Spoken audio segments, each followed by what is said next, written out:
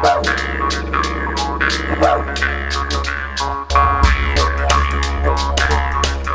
up, guys? Welcome to this episode of, I guess, Driving Around with Pete. So, welcome to Aussie English. Today I'm going to sort of go for a bit of a cruise, go for a bit of a drive, and I hopefully show you a bit of the coast down near Ocean Grove. So we're in Ocean Grove at the moment, where I don't currently live here, where my parents currently live, and I grew up down here. And so I came down this weekend to get a massage, to see my folks, to see my sister and her boyfriend, and had dinner with them last night. Had a nice barbie on the deck, on the balcony of the back of the house. So we had sausages, veggies, Dad cooked up some onions and mushrooms and stuff. We had salad, some snags, and snag is the slang word in Australia for a sausage. A sausage that's being cooked on a barbecue is a snag. And a barbie is obviously short or a slang term for a barbecue. So yeah, we had a nice little barbie last night, had a few beers on the deck, on the balcony, hung out and just had a good yarn, had a good chat, had good times in general. And then today I went out this morning down to a cafe near the beach, down near 7W. We've got signs all along the beaches along the coast here, and they all have different numbers to tell you how far west or how far east of the bay you are. And so because we're on the west side, the numbers all end with a W after the number, obviously, for these beaches. So 7W is 7 beaches west of the bay, and if you're on the east side of the bay, obviously the numbers would all be whatever number E, so east of the bay. So at the moment anyway, we're going to go get some petrol from the servo. So we're going to get some peto from the servo. If I use some Australian slang, peto, P-E-T-O, is slang for petrol, peto, and servo is slang for service station or petrol station, but we call them a servo in Australia. So you go into the servo to get some peto, you're going to the service station to get some petrol. And I just have to make sure that there are no cars coming when I come out of this intersection. What's some more slang that I can teach you guys? So I'm going to have to do a Yui in a sec to go. The service station's back there, so I'm going to have to do a Yui. And a Yui is an Australian slang term for U-turn, a U-turn. And so U-turn is obviously to do a turn in the car, as I'm about to do, as we go around the roundabout. A U-turn is to effectively do a 180, so you're turning in the shape of a U. And so we just shorten that to a Yui. So I'm turning in now to go get some petrol at the service station, at the servo, get some peto. And then we'll go for a cruise. We'll go check out some of the local towns around here. I might take you to some of the beaches. The weather's not the best, but hopefully you guys will be able to see some of the just different locations around here, I guess.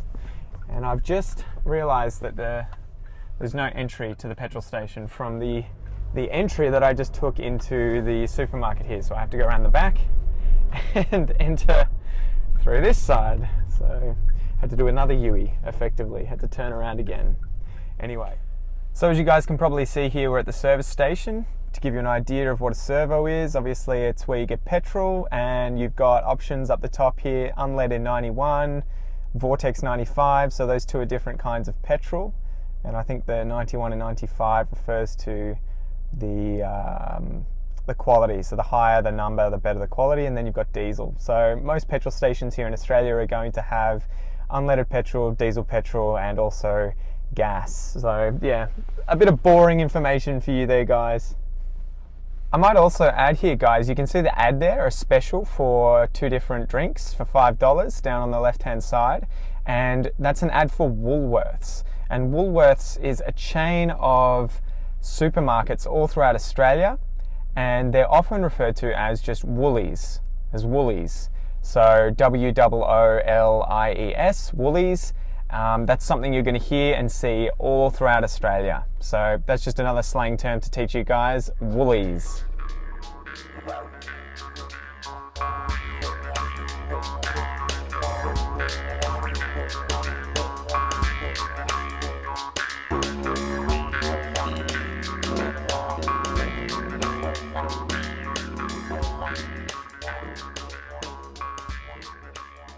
So I brought you down here to Point Lonsdale, and at the moment we're at the lighthouse. So let's go have an explore and see what we can find. I'll unplug all of my stuff here. Lock the car. Let's go for a walk. So as you can see, the lighthouse is behind me, and we'll go check out this sign, have a look. So what does it say here? So I guess I'll just read out this sign for you guys. This is sitting here in front of the lighthouse. The voyage to Queenscliff on the paddle steamers lasted about 3 hours. At the end of the journey, passengers disembarked and luggage was loaded onto a great trolley to be pushed to the other end of the Queenscliff pier. There, waiting on the dusty roadway, would be half a dozen horse-drawn carriages, the drivers loudly competing for business.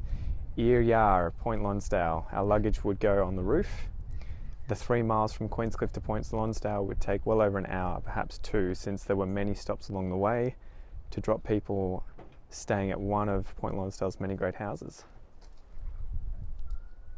So let's go for a walk up and check out this lighthouse. It's massive, massive, massive.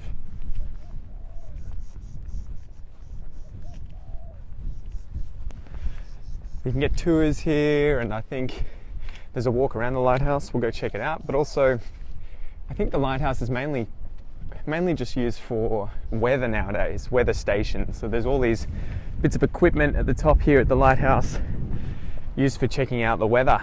So it's definitely a beautiful view up here of the surrounding bay, and you can see the pier behind me. And there's even a little shack here. And I'll turn it around and show you some video of the footage around here.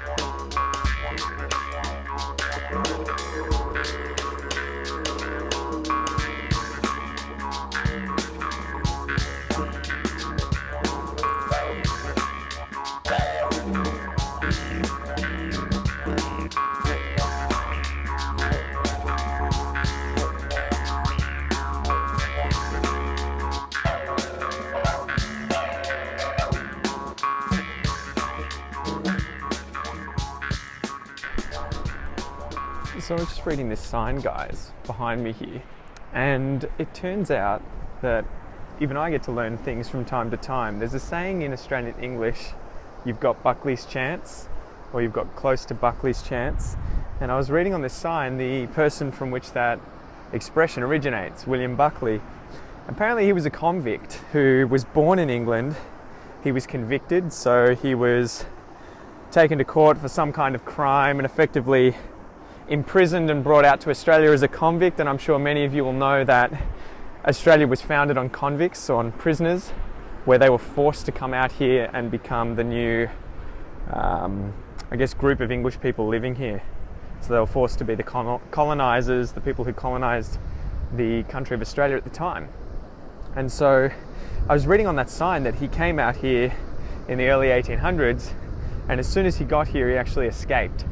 And so he went into the bush and was living with the local people, the Wathaurong people, I think, and it was over in Sorrento that this happened. And Sorrento is on the other side of the bay here. It's a pretty popular destination. Anyway, so he escaped, he lived with the Wathaurong local people, learnt the languages, and eventually was pardoned by, I think, the governor here in Victoria, and actually became, I think it was a constable and an interpreter for the Wathaurong people. And unfortunately the Wathaurong people, or at least full-blood Wathaurong people, died out in the late 1800s, I think 1885. Anyway, so this expression, you've got Buckley's, to have Buckley's, it's to have the same chance as Buckley. I guess it's surviving. So when he escaped, he obviously probably didn't have a great chance of survival because, well, obviously there weren't the same facilities that we have today in Australia, and so he had to survive in the wild. He had to try and obviously join up with the Aboriginal tribes and somehow not be, killed or ostracized by them. And he managed to do it, and he survived. So you can use this expression though today, you've got Buckley's, to mean you've got a very low chance of something. So you could ask someone a favor. You could say, hey mate, can you lend me $50? And if they said to you in response, dude, you've got Buckley's, mate, that effectively means no, you've got no chance of getting that money from me. So you've got a very, very slim chance. But really, if you say you've got Buckley's, it's the idea of the chances are so slim they might as well be impossible. So another one could be, do you think I'm going to make this shot from the other side of the golf course? I'm going to have a swing of the golf ball and I'll get a hole in one. What do you think my odds are? What do you think my chances are that I'll get that? Someone could say to you, dude, you've got Buckley's chance. You've got Buckley's chance.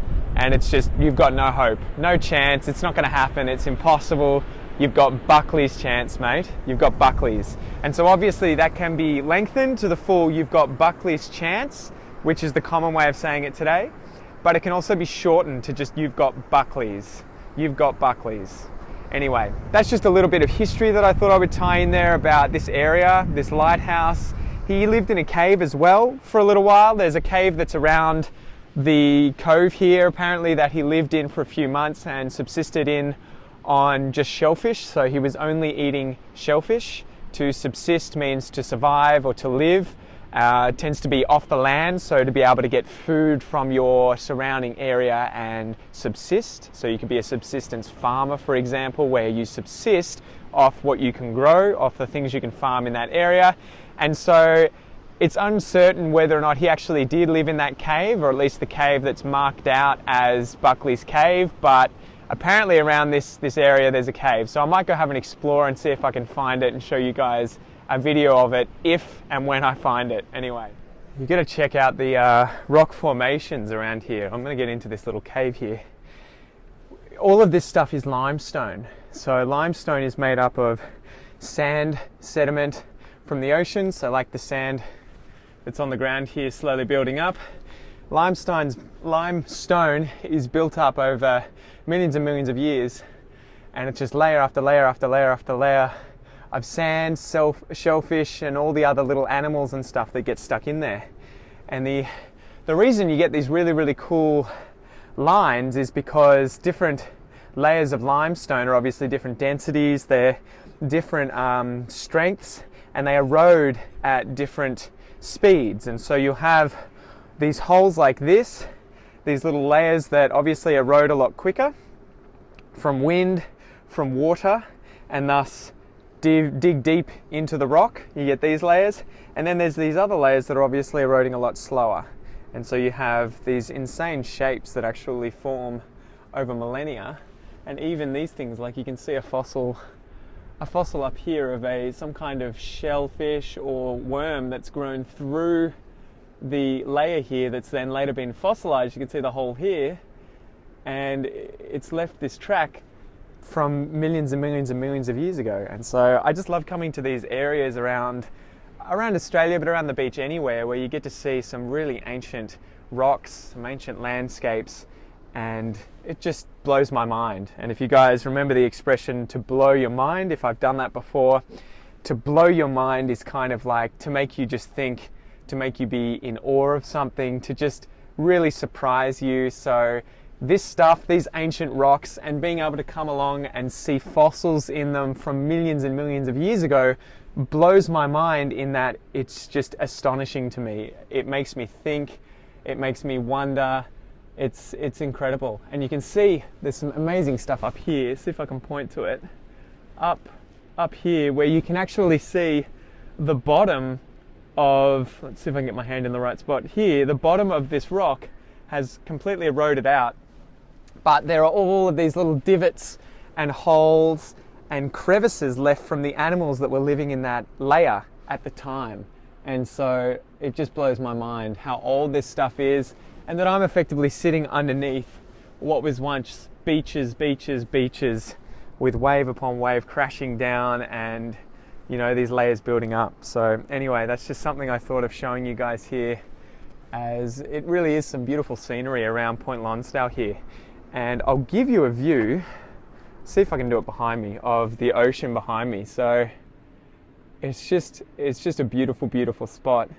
If you guys ever come down to Geelong or down to Victoria, I really recommend coming down to Point Lonsdale and just checking out the cliffs here, checking out the beach, having a little look at the history. And I mean, the history for us, it's only a few hundred years, obviously. It dates back to maybe the 1800s, maybe a bit earlier around here, obviously, as we were talking about Buckley earlier, who was out here in the late 1700s, early 1800s.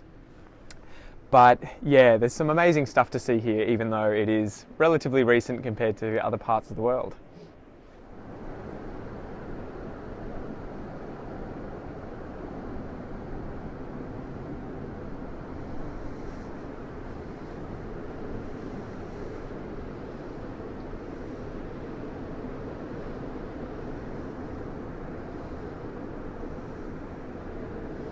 I might add too, guys, that we're actually at the mouth of the bay. So if you walk around the area just over here across the ocean is about 2 kilometers, maybe give or take. So thereabouts, 2 kilometers from here to the other side. And this side is obviously the Geelong side, the Bellarine Peninsula side, and on the other side is the Mornington Peninsula. And so you've actually got, if I can guide my hand correctly, Sorrento around here. And that's where the ferries go from Queenscliff to the other side of the bay. And so it is pretty amazing to think, at least for me personally, that side of the bay is only maybe 2-3 kilometers away, and yet I've never been there. It's that close, but because it's so far in terms of having to get there, if I want to drive or take the ferry, I've never actually been there. And so this is the entrance, the very entrance to Port Phillip Bay. So if I guide my hand up this way, Melbourne is actually up there about 75 kilometers inland. And it's just this small opening at the front of the bay that all of the water comes in, all of the ships to the Melbourne port come in through this very little channel. And at the moment you can see the water's actually moving out, and you can see that the tide's going out over here in the bay. So anyway, just thought I would show you that. And I guess something else cool that I've just noticed is a bunker from World War II, I believe. I think it's World War II.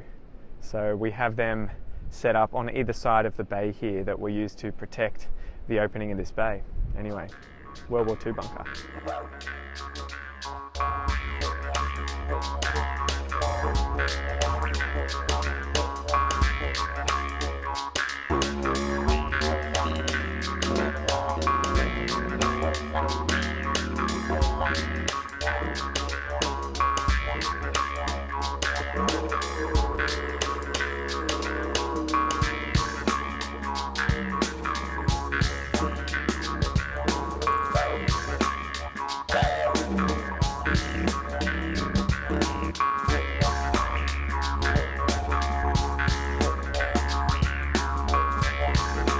Alright, so my guess is that Buckley's Cave is somewhere along the coast here, further down. I might go do it another day, as I want to go and show you a few other things, guys, but yeah, this is Point Lonsdale, the Point Lonsdale Pier, the Point Lonsdale Lighthouse.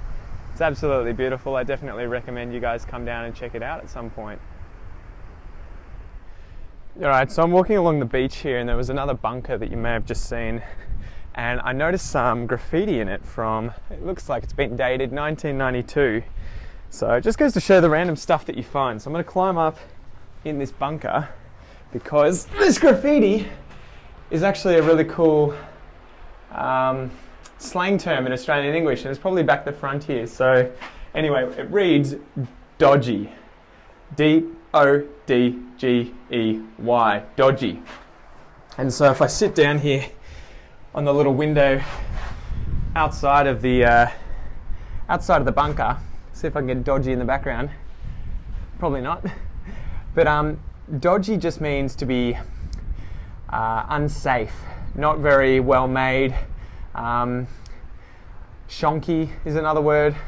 Dodgy. So if someone is dodgy, they're a bit shady, they're not trustworthy.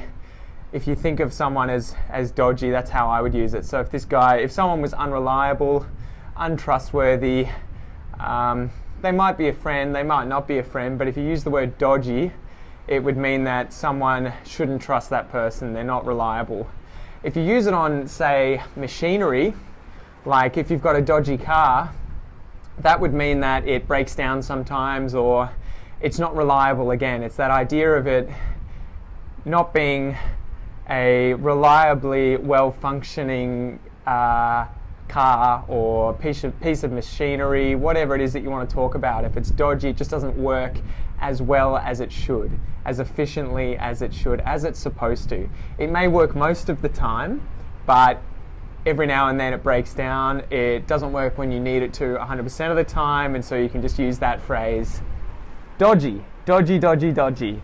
And this is definitely the kind of phrase that I would use a lot in Australian English. So whether it's explaining a person or explaining a car or an item or some kind of object, you could also use it to explain situations. So imagine that you want to go for a walk, say along a cliff edge like this, and there's a path, but there's no rail, there's no safety rail. And so as you're about to walk out on the path, you could say, well, that looks a little dodgy. As in, it doesn't look safe, the path doesn't look reliable, it looks like I could get injured. We might be able to do it safely, but because it looks dodgy, I think I'd prefer not to do it. It doesn't look 100% safe. It looks a bit sketchy. So there's another one. Sketchy, shonky, and dodgy. These are all Australian English terms you can use to pretty much mean the same thing. They might be subtle differences that I might go over in the future, but for now, sketchy, dodgy, and shonky are all ways of explaining things that are unreliable, that a person is untrustworthy or unreliable. You know, they're a bit sketchy, they're a bit dodgy, they're a bit shonky. Or objects or situations, again, that are a bit, it doesn't look safe, it doesn't look reliable, it's a bit dodgy. That path looks a bit sketchy, it's a bit shonky, I wouldn't trust it, just be careful. So anyway, that's just some more slang that I thought of off the top of my head as I was walking around, and I guess that's the basic idea of these videos, guys. It's just to wing it, make it up as I go along and see what we can come up with, what we can find, and continue helping you guys with your Australian English. Chat to you in a sec. Here's probably a good example of shoddy, shonky, dodgy, sketchy. The way out of this bunker is a little bit dodgy. There's no stairs, it looks a bit sketchy. I'm going to have to take care.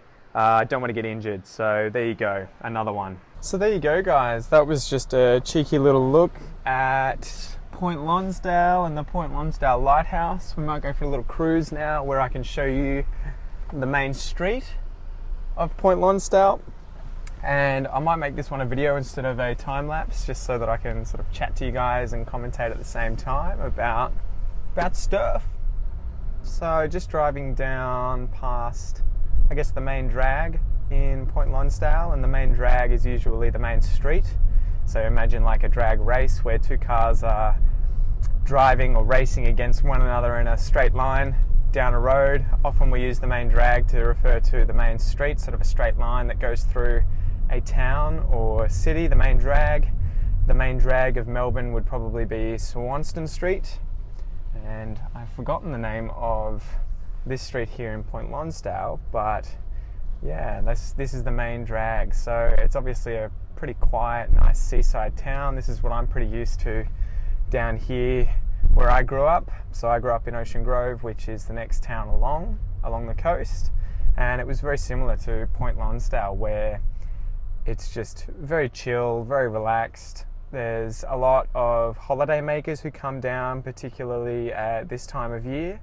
So you'll see a lot of people, a lot of cars come down and from the cities, and the population tends to boom a little bit, where you'll probably have 2 or 3 times the number of people in these little coastal towns. I remember specifically Ocean Grove, there used to be a population of maybe 10 to 15,000 people all year round that live in that part of the town.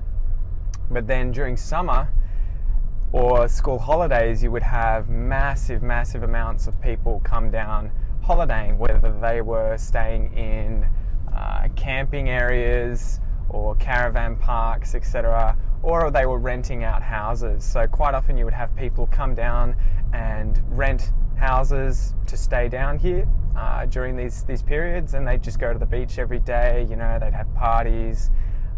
It was pretty beautiful place to grow up, to be honest, and I guess I'm appreciating it more and more now that I live in Melbourne, the big city, as to just how relaxed and lovely these sort of coastal towns are, and why so many people came down.